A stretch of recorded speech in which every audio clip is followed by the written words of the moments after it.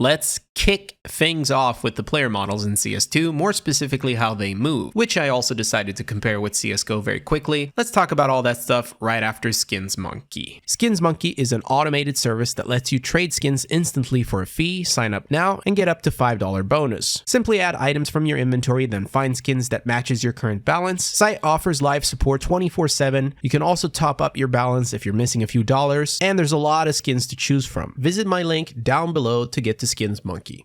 Do players move differently in CS2 compared to CSGO? There's obviously something going on behind the scenes that makes CS2 behave differently than CSGO in terms of how the player model moves, more specifically the lower part of the body. We've already had a Michael Jackson era in CS2, but even today, this can still happen. In fact, you can simulate the Michael Jackson by going up, for example, on Mirage stairs. If you run against the wall at a slight angle, you'll gain just enough speed to move your legs in funky ways. A moment of silence to see how far we can go.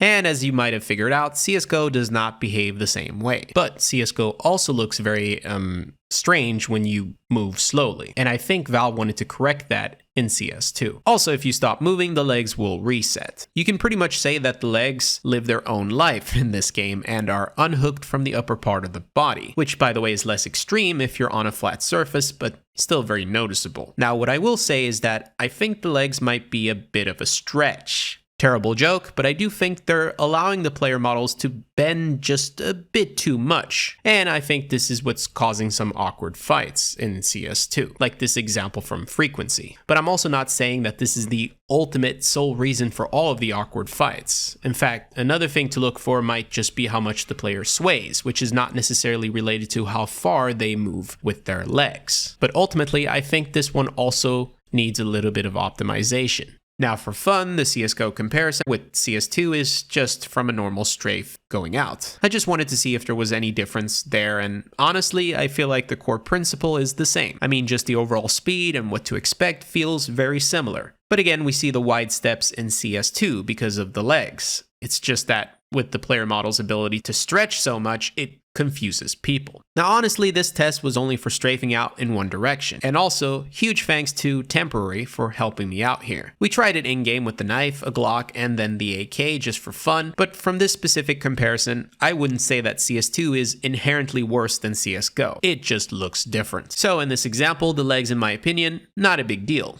But as we already know, the legs act very funky when we take them for a true spin. Again, I'm showing another example here with Frequency, so this is where I think the problem resides. As soon as we start moving in different directions and speeds, the legs are trying to keep up, and that's when we start seeing a problem. And of course, the swaying.